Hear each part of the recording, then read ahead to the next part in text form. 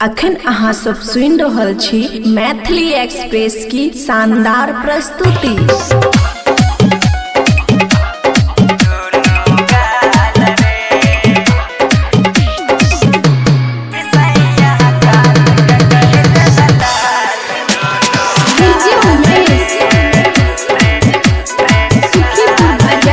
खुशी recording studio बलुआहा। सुहागे के रतिया सैया कोयले बह कमाल रे।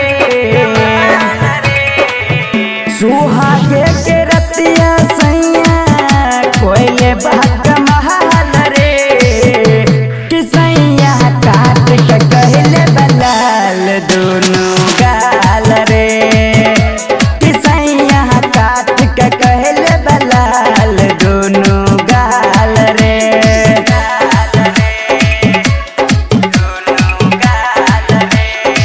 खुशी रिकॉर्डिंग स्टूडियो बलुआहा।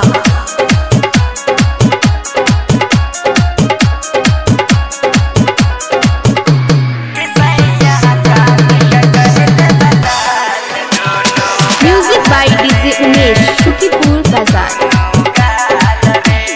सैया हमार बाटे बड़ी रसीला कैले वाला हंगा का गीला रे।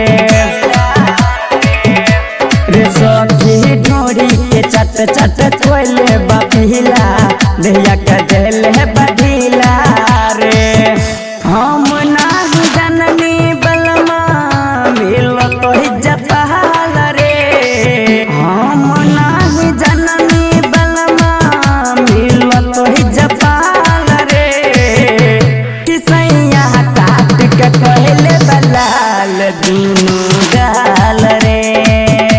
कि सैया काट के कहले बलाल दोनों गाल रे। खुशी रिकॉर्डिंग स्टूडियो बलुआहा।